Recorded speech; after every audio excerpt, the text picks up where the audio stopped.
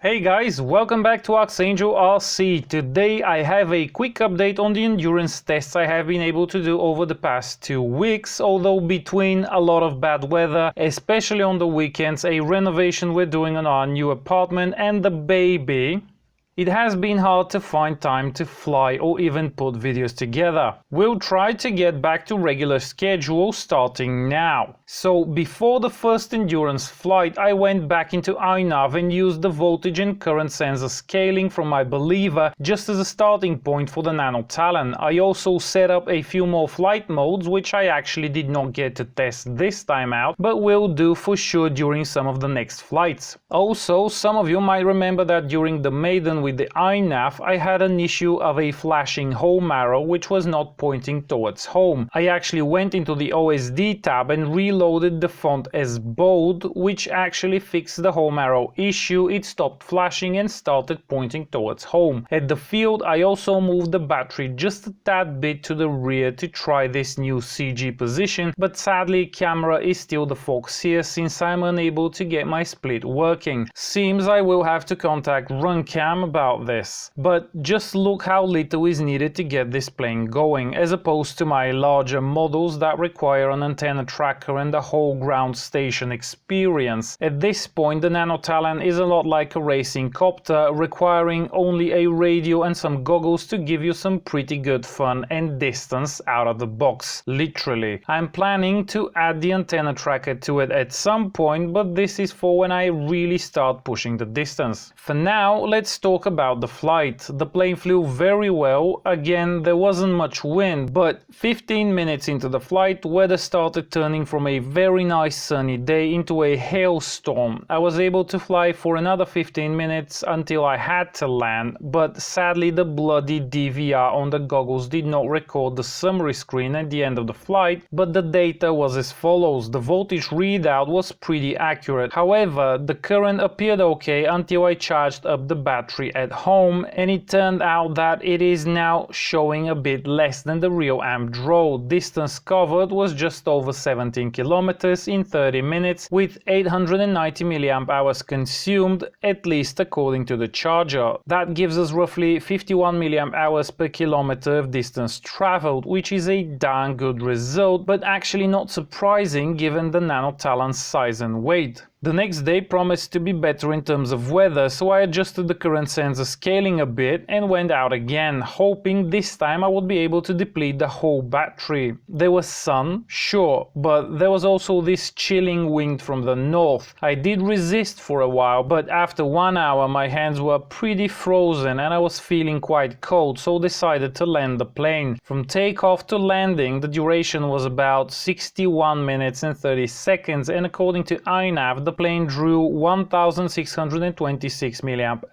out of the battery and covered just shy of 41 kilometers. The charger put back around 1710 mAh, and accounting for the charging losses, I would say the current sensor is probably spot on right now with the actual draw, but I will tune it a bit more to be more in line with what the charger puts back in, as it will make it easier to know how it is doing in the air. Doing some math shows us that during the second endurance flight, the efficiency was at almost 42 mAh per kilometer, which is even better than the first time around. Not sure if this was because of the wind that day or the fact that I moved the battery a bit further back, but this is very good efficiency. Good news is I did try to stall the plane, and even at this new weight there was nothing.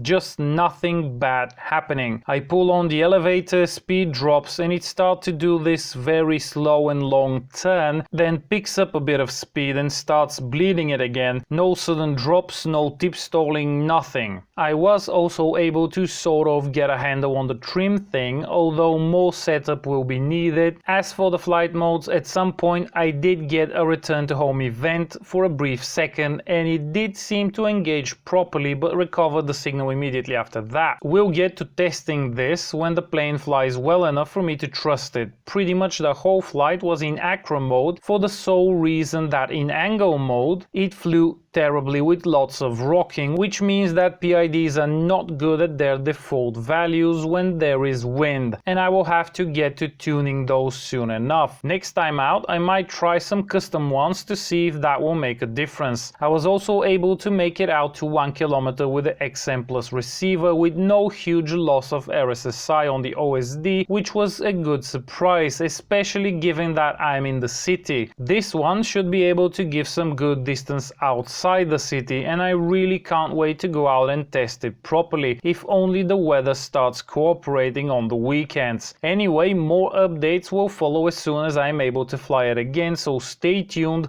Like and share this video if you think it is useful, and don't forget to subscribe if you haven't already. All relevant gear links are in the description below, and in case something is missing you will be able to find it by following the link to my blog. Buying anything via those links would go a long way towards supporting this channel and would be greatly appreciated. Happy flying of your Nano Talons, and until next time.